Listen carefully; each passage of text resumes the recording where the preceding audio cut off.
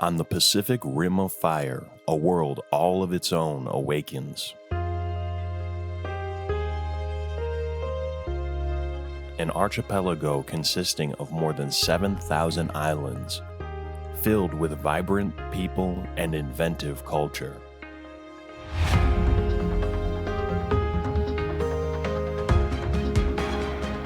Its mountains, beaches, and jungles are rich in history and biodiversity.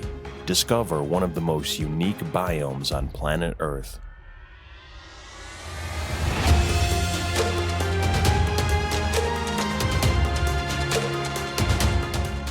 Join us on this mission of discovery through the Philippines as we visit every region of the country and explore their amazing secrets.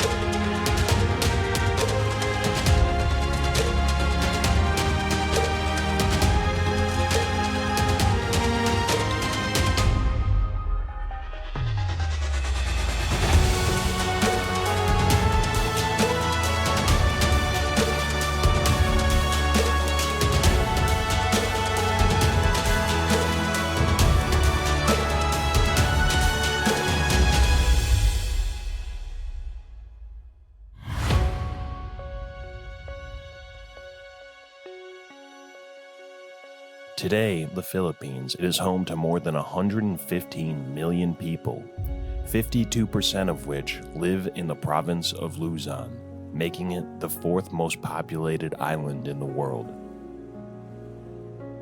On this journey, we will explore Bataan, a province in the central Luzon region of the Philippines, chalked with rich character, ingenuity, and stunning landscapes.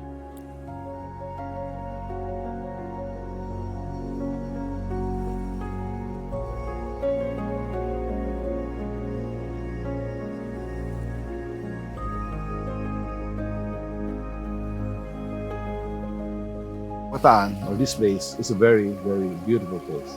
A very nice place. Of course, I want the whole world to see the beauty of Bataan.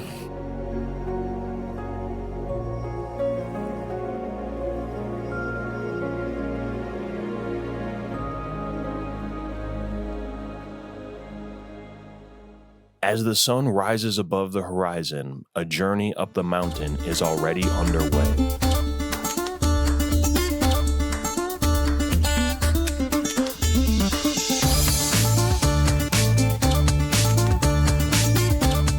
Small communities and jungle vistas, a group of mountain bikers begin the journey to its summit with their equipment.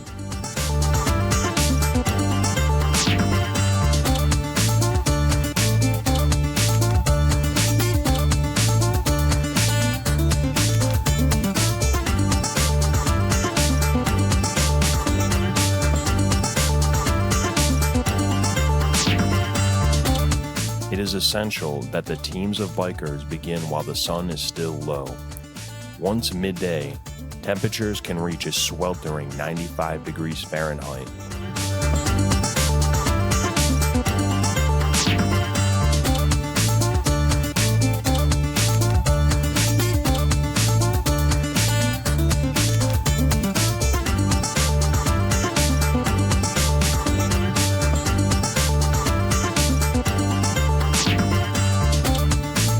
Once situated, the group begins their exhilarating journey through one of the most unique mountain biking trails on the planet.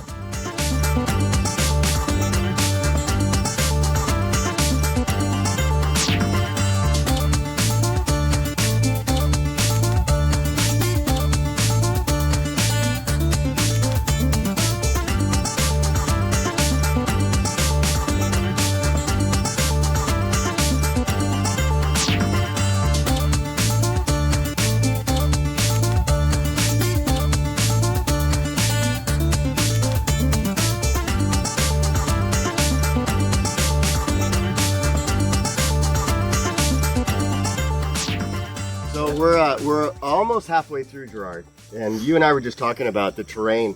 During the rainy season, you can't even find these trails. So you guys are basically trailblazers. Can you tell us about that and where we are? Yeah, so these aren't typical bike trails. Actually, nobody really knows about them.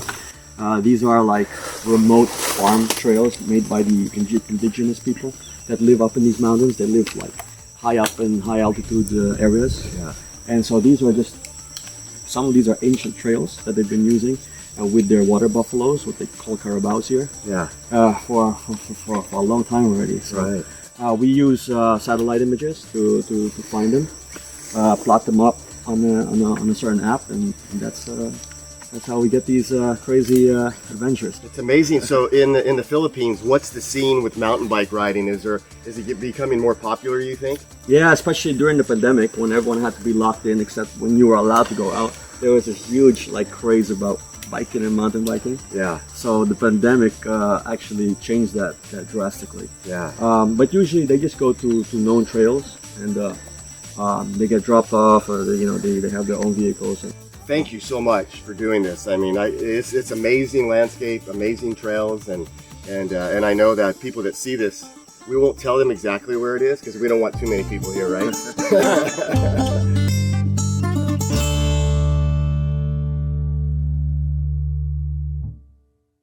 Nestled in the mountains stands Rancho Bernardo, a luxury resort and event space that exemplifies the world-renowned hospitality of the Philippines.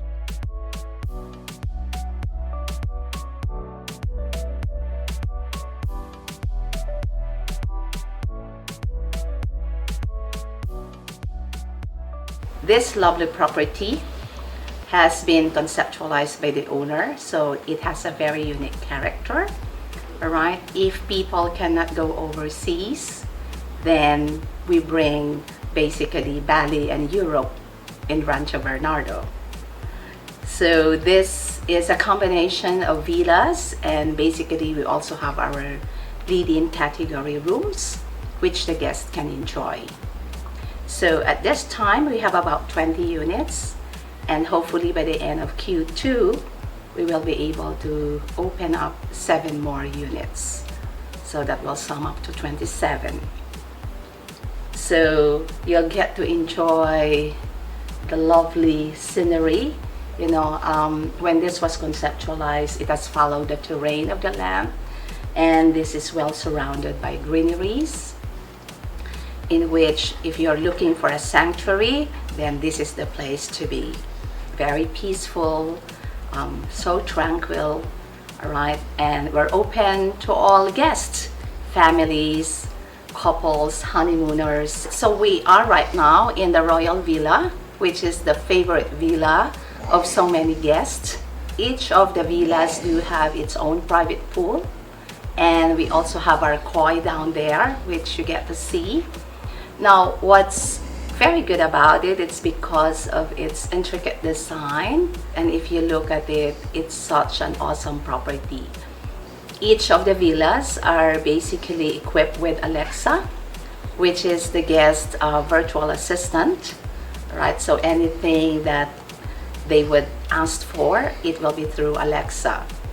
For the menus that we have at Rancho Bernardo, we have one restaurant, but it can cater to any guest that we have. We do offer Asian food. We also have Western food, in which you'll get to have a taste of it at a later time.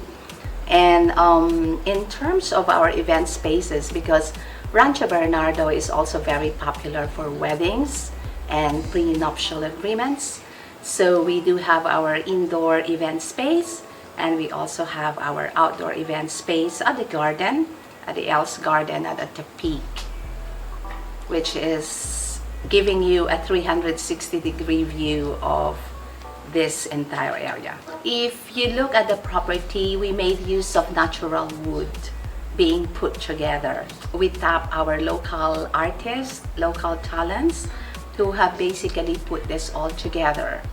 And we also have a basketball, what was this one area? We also have the tennis. So those are the things that the guests could enjoy while they are at Rancho. And once they go out of the property, you know, the place is also very safe, no, for them to go around, or ride with their bikes, you know, and so on, or even have a morning walk, even going to the town. It would be a fantastic way to enjoy your time in Bataan. In the kitchen of Rancho Bernardo, a cultural feast is being prepared by their team of world-class chefs.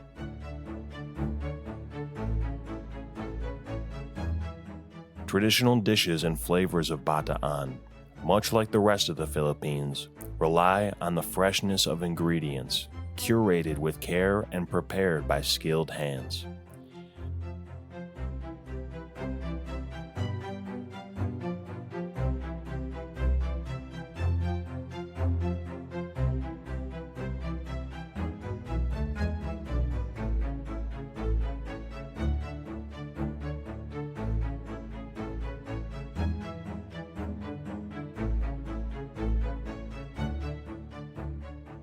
Each dish tells a story of the history of the Philippines and their global influences.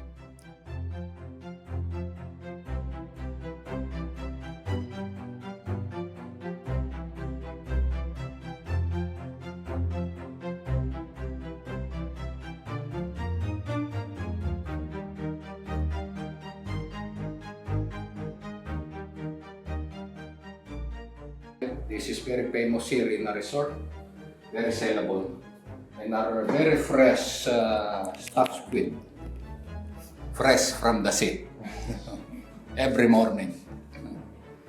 And this is our famous native bulalo, bagak style.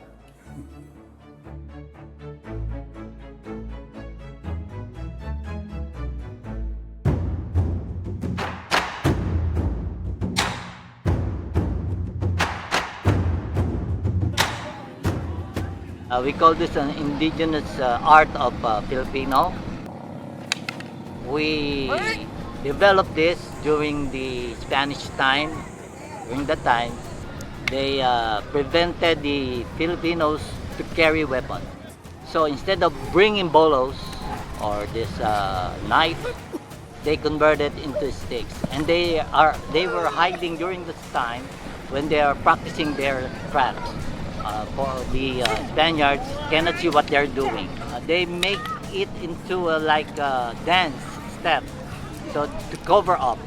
Those were the days that this arnis or stick fighting emerged.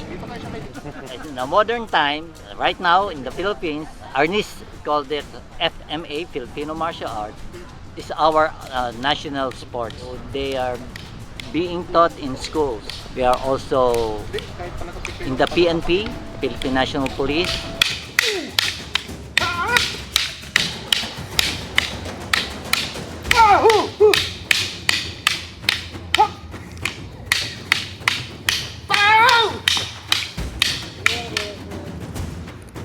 The first two gentlemen on my behind, as you can see, they are preparing. They are going to make a demo for a tournament. Just like what we do in a tournament, they have their battle gear, they have their protective helmets and protective gloves, together with the sticks. When we call this sticks, we call this live sticks. That means no pads at all. These are pure rattan sticks. So they hit hard with each other when they encountered. The winning guy will be who have the best form and hit the best and the hardest.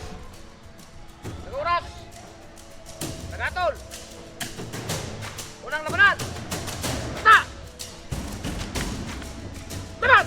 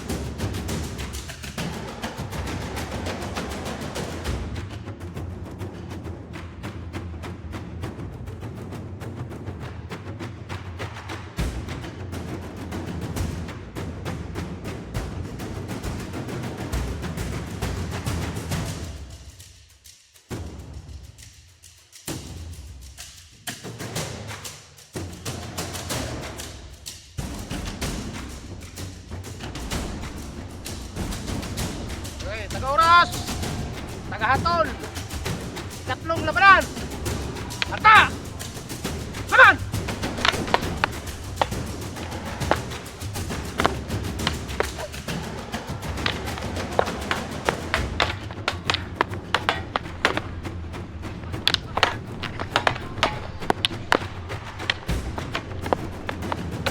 Ito!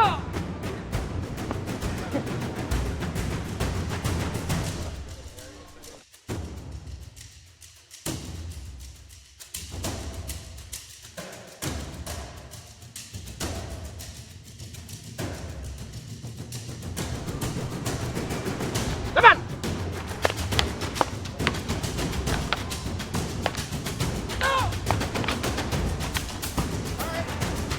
Listo!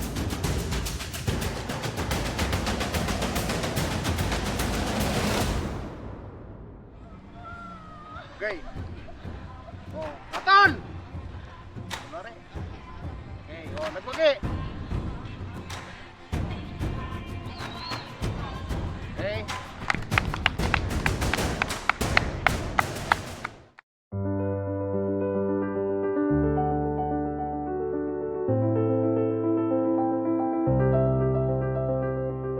A destination in itself, the stick fighters were granted special permission from Casa de Filipinas to display their talents. This truly unique location is a marvel of engineering, historical preservation, and timeless beauty.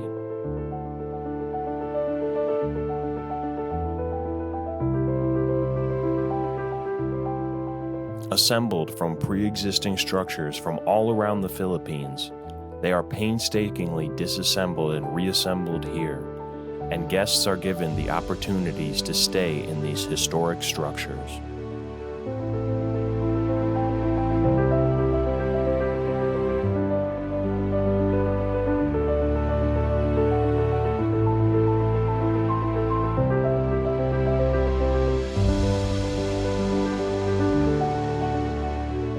This resort was recently awarded last year History Resort of Asia.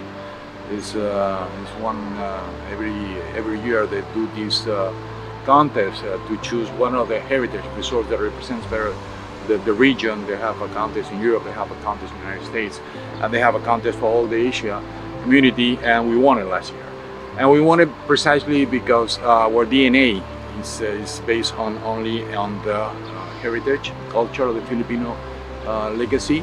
All our casas, they're colonial casas, and they all belong to somebody that was a representative or it was somebody important in one way or the other, to politicians, to generals, to governors back from the Spanish colony times. So some of these properties have like 200 years.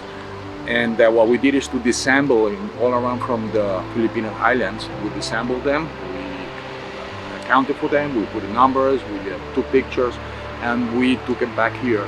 And they were all assembled in different locations, but respecting the original layout. And that's the uniqueness of this project. You know, all the other buildings are constructed in the same style and with the same spirit and tone, which is to bring back the culture and the heritage of the Filipino hospitality in this case. Everything that you see here is constructed by ourselves, and we have over 150 artisans working in the back. We have our own workshops. The metal is done by us, the wood, the bricks, everything that's iron cast is done by us. and we produce everything that we build. We don't rely on anything else other than obviously the cement and the basic construction materials, but the rest is all done by us. And this using local communities. We engage with actually, I would say 80% of our staff, our teams, they live on the other side of the wall, because this is right next to Bagak. The staff lives, this is a family actually, and everybody is friends or cousin or husband or wife or niece of somebody that's working actually here. So we are very close to the community. We are now engaging in recycling some of the materials that we're using. It's been a complex process now because we are still on the construction some of the areas. And we have installed the basic recycle, reuse, and reduce practices in terms of environmental protection. But we still have a long way to go.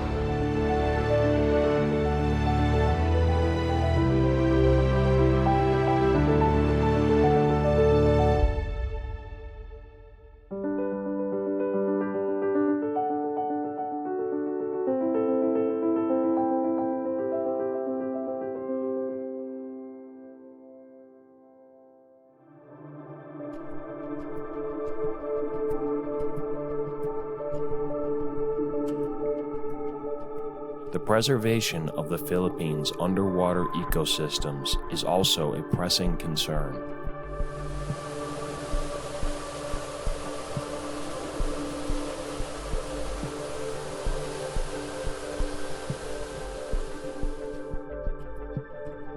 Philippines is one of the most fantastic diving destinations in the world.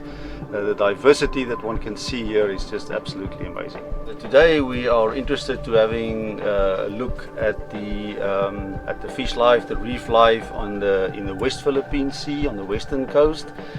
This area has been some time ago has been damaged by dynamite fishing.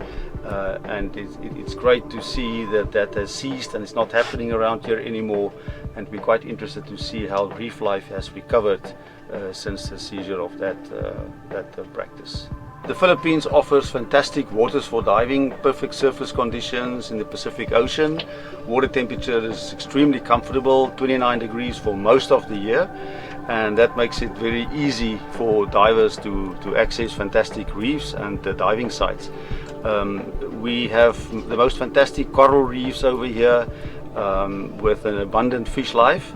There is also quite a significant amount of different critters that you don't find anywhere else that's so easily accessible. The fish life is fantastic, and there's also opportunities to see some of the more exotic animals like whale sharks and thresher sharks and some of the other pelagic animals around here. With such stunning underwater beauty, it is no wonder that freediving is a popular sport in the area.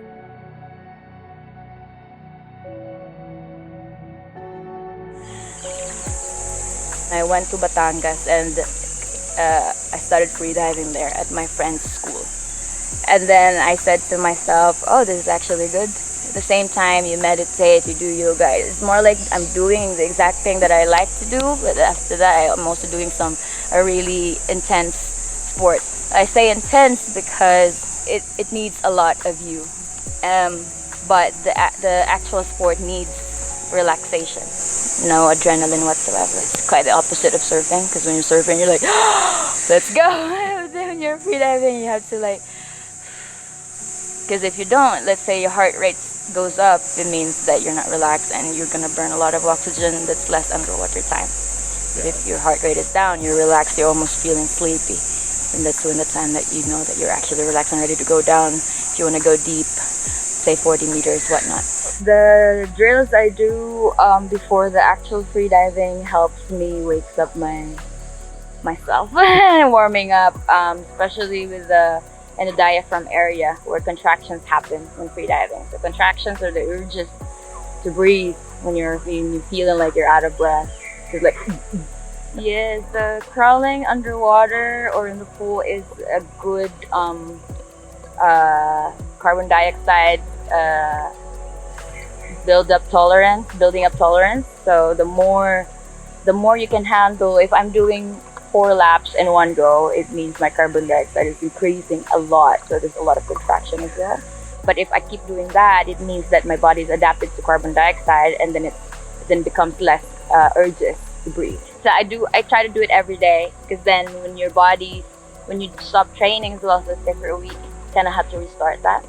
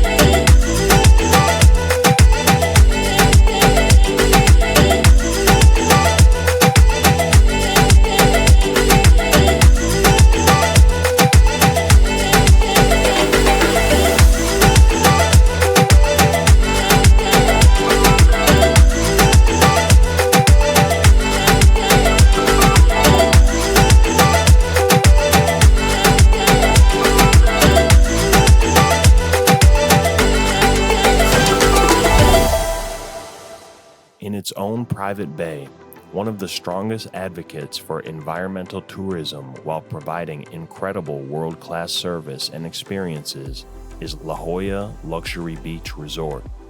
Yeah, it's something very special. I haven't done a resort like this. I'm a management consultant helping the owner, and he showed me the property many years back, and I said, this is something good. So he built this, and it's a property where people feel very relaxed because of the environment, because of no trees try to be cut. We built over a tree and it doesn't cut.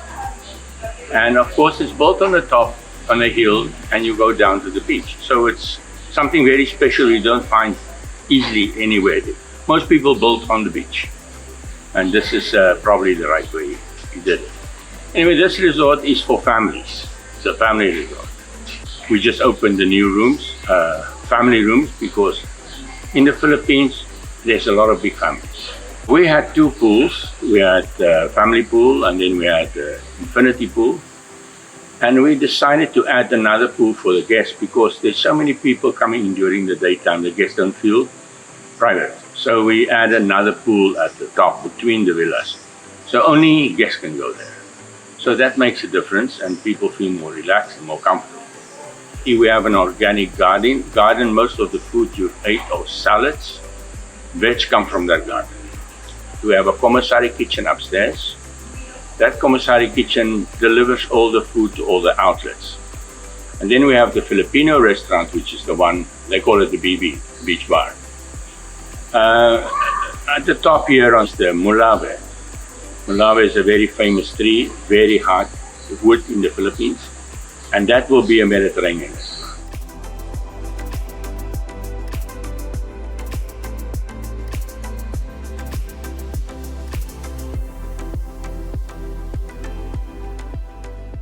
As a community gathering place hosting many events throughout the year, La Jolla hosted the first annual King of the Mountain bike race. Okay, it's 6 o'clock in the morning on the dot. Everyone's coming in from all over the Philippines. So it's a beautiful morning. We're very blessed to have this excellent weather. So what's gonna be happening today is that everyone's gonna be coming over here, get their registration, get their transponders. This is an electronically timed event. It's not a hardcore racing, just like what we're being used to. This will be a race for most of the newbies to come in to experience the culture of cycling in a very controlled, safe manner. So from here, we're gonna go through the coastline, see some fantastic views in a few hours from now, and hopefully you enjoy the event. Earth Day for us, that's it. Today's race is something very different from traditional. Most of the races that is very popular right now, it's really more about speed, fast, like gutting out each other. Today's race is all about bringing people together, experiencing the racing culture in a non-anxious way. So what's gonna happen is that people will start all together and go all the way to the foot of the climb before everything starts. That would give everyone the opportunity to ride with professional riders, experienced riders, and at the same time enjoy what Bataan has to offer. Bataan has a very unique topography. What's significant today is that we're going to be going on a road that's brand new. It never existed before. A few years back, it was dirt road. It was a dead end. So this was a sleepy town. A few years back, they started to build this beautiful seaside ocean view road. So this is the first time that we're going to be going up there in a race format. So I'm personally excited because I've never done this before. So I came here because of that curiosity to see what that other side of the Philippines is all about. So we want to bring a lot of our friends together, a lot of friends from overseas, to start coming over here and see the amazing climbing, racing, riding, gravel, mountain bike, everything that you can think about. For us, Earth Day is Earth Day. We are here in this place called Bataan. Not a lot of people know this place, but the reason why we come over here is because of the nature. And we want to showcase that it doesn't have to be a special Earth Day to celebrate this. And we believe that bringing people together who love cycling brings back that simplicity in the sport, the basic mode of transportation, that even with a simple two-wheeled machine, you can have all the fun you can have outdoors. But it's all about showing people how to do it. And when there's a story behind it, then people will now start gathering and, hey, it doesn't have to be Earth Day. It can be Earth Day every day.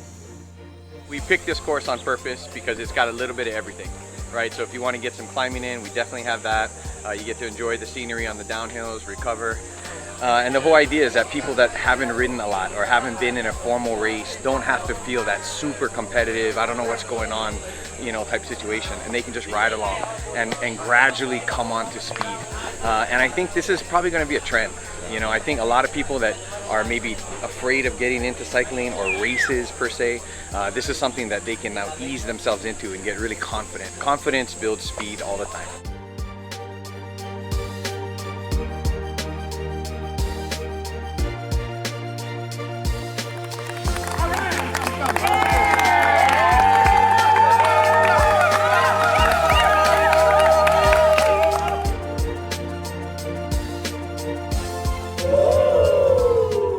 As another successful event finishes, people from all over the Philippines and beyond traverse home.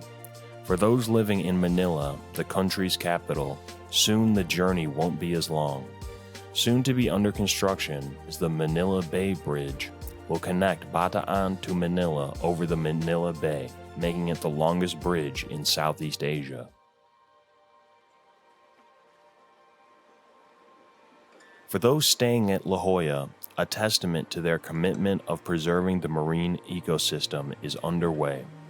Environmentalists prepare what is known as a reef bud to be planted on the sea floor to provide a habitat for marine life and encourage coral growth.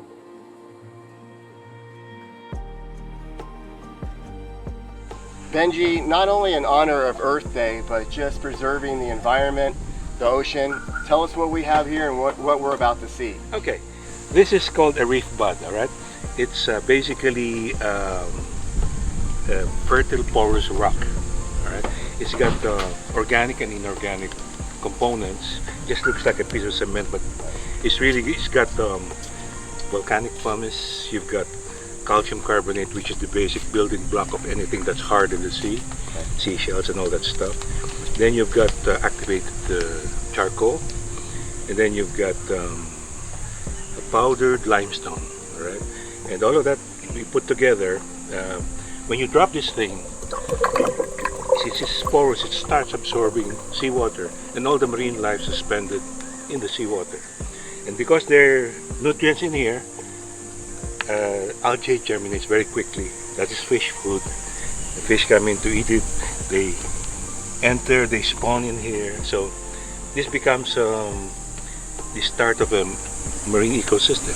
How long does it take for this to get to where fish are coming into it and it starts to progress? In fact, it depends on the area, okay?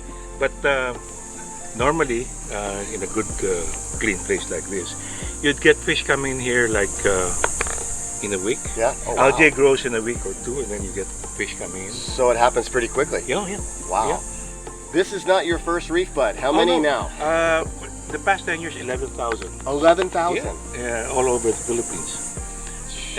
That is amazing. The biggest one is Boracay. That's 5,000 reef buds. And last question for you. Why do you do this? What is your passion? It's, well, making a mark, you know, having an impact on the environment, since there are not enough resources for rehabilitating the environment. We're destroying it faster than we can rebuild it. So we want to get people on the bandwagon to get to do things like this. Yes, yeah. Protect the environment. Yeah, protect the environment, rehabilitate the damaged ones. Like, you know, the corals in the Philippines, less than 5% can be considered as good. 5%. 5%. Only 5%. Well, hopefully this is a percentage headed in the right direction. Yes. Thank you. God bless you for what you're doing. Paul. It's a pleasure. It's a pleasure, amazing. Paul. Thank you, sir.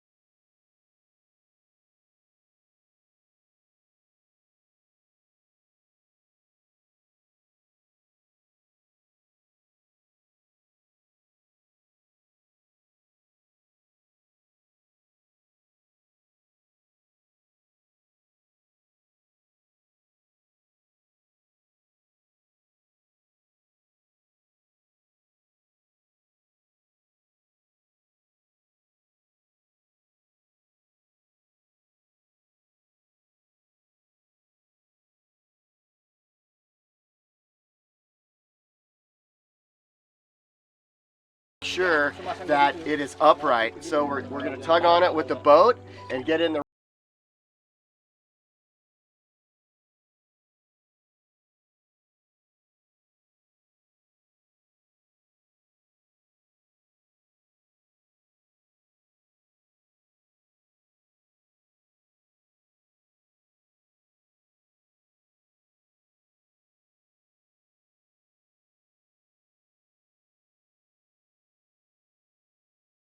So right now it's pulled up. I want them to slowly bring it down when I go down, so I can slowly turn it around as well. Because right now it's kind of upside down.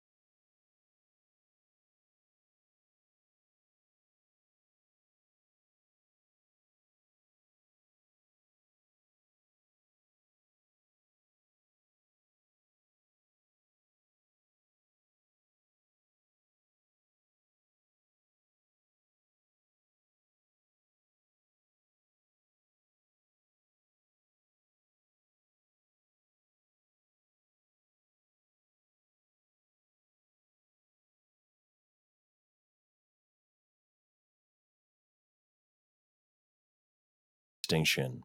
With over 700 threatened species throughout the Philippines, efforts are being made to ensure the plants and animals are cared for future generations. Rhino, pretty significant where we are.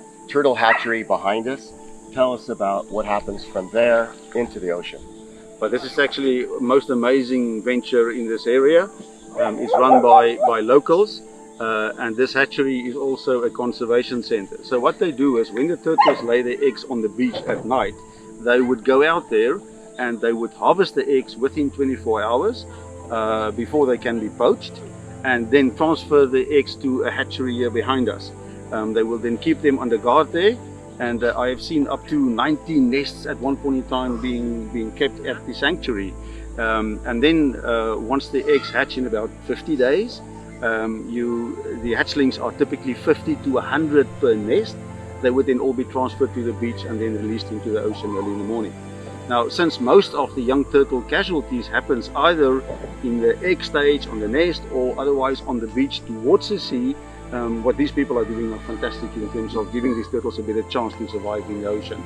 Only about 1 in 1,000 of the hatchlings will ultimately survive because the others will be eaten by predators and unfortunately by pollution. You know, they will confuse plastics in the ocean with squid, which is their main diet, and that would probably cause their death. That's quite sad. But at least there's a much better chance now of that 1 in 1,000 to survive through this venture. And then, while they're being released on the beach, they actually program their magnetic compass to capture what we will call GPS coordinates of this location. And once they mature, after 15, 20, 30 years, thousands of kilometers of swimming in the ocean, they will come back to the very same beach where they've been born, and they would there mate again out in the ocean, and the females would then come up on the beach and lay their eggs again. I have to say too that the Filipino people are very passionate about the turtles. Volunteers helping us out. Can you explain that too? Yeah, no, absolutely. It's totally people with passion. Sometimes these projects do attract some grants from government on a single project basis, but it's not a sustaining practice, and they're totally dependent on donations. So they don't have the funds to actually pay for staff, and therefore the staffing that you see there is people that are all volunteers, and it's just making their life's passion to actually do this. So it is an amazing thing of the people around here who's realized the value of looking after our environment, and therefore for ecotourism to eventually overtake the economic value of fishing and just harvesting from the ocean. So Rhino, this is exactly what we were talking about. The little turtles here. This is fascinating to me. Yeah. Tell me about right here, what's happening. Right. So these little turtles here, they hatched early this morning. So they came out of this nest that were transferred from the beach to the hatchery right here behind us. And then these little fellows hatched through the night. And here they are. Here's this beautiful little turtle. And each one of these will now be released on the beach and guarded until it gets into the ocean, and therefore it will definitely survive the biggest risk in its life, and that's the period on the beach and obviously before and while it was hatching. Do you think they're instinctive of what's going on? Well, the one thing that I do know about them is that that walk on the beach for them, because when we release them, we don't put them in the water, we put them at least 4 meters away from the ocean. That period on the beach that they spend walking towards the water, that's the time when they program in their minds the exact location of their place of birth. And many years later, they will come back to this exact same spot to mate in the sea out there, and then to come for the female to come and lay the eggs in the same place where she was hatching maybe 30 years ago or even longer than that. This one's going to remember you. Fantastic. It's going to think I'm his mama. Yeah. And you're saying that these were hatched today? These were hatched early this morning, yeah. What the sanctuary does is that they will only keep them here for people like us to actually experience them, see them and observe them, and to help with the release. But they will release them by latest noon today, so that they are not outside of their cycle. You see, the thing is, they've got to swim now out into the ocean to get a couple of 2-3 kilometers away from the beach. and that they got to do as fast as possible with all of the energy that is stored, inside them, still part of the albumin of the eggs. So we should, if you keep them too long, then they dissipate too much energy, and then they at risk of being eaten by predators in the shallow waters before they reach the open sea.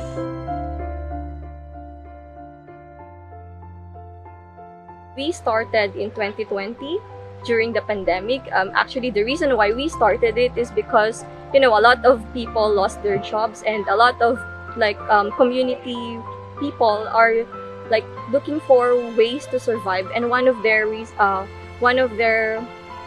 source is getting the eggs, and then they're gonna sell it. They're gonna poach it and sell it. So that's why we built the organization to protect these eggs. So that's how we started. We actually want to not only protect their nesting site, but also their habitat. This year, I think more than 25,000 eggs. We gathered more than 25,000 eggs, and then we released 94% of it hatched, and then released it to the wild. We have what we call the Pawikan Rangers, because Pawikan is the Tagalog term for sea turtle. So we call them Pawikan Rangers, and then every night they're gonna roam here from, I think, at least 5 kilometers or more than 5 kilometers just to patrol and look for mother sea turtles coming. And then what they're going to do is that they're not going to disturb the mother sea turtles. They're gonna wait for the mother sea turtles to lay its egg, and then after that they're gonna get the eggs and then transfer it to our hatchery. The eggs will be more or less 100 per mother sea turtle, and then they're gonna transfer it to our hatchery. Then after some 6 to 8 weeks, the eggs will hatch, and then the little sea turtles will emerge. And then after that, once it emerged, we're going to release it right after in the wild. And actually only 1%, and sometimes it's 1:1,000 survived adulthood. Where they were released, they're gonna come back here after some 15 to 20 years or 20 to 30 years based on its species.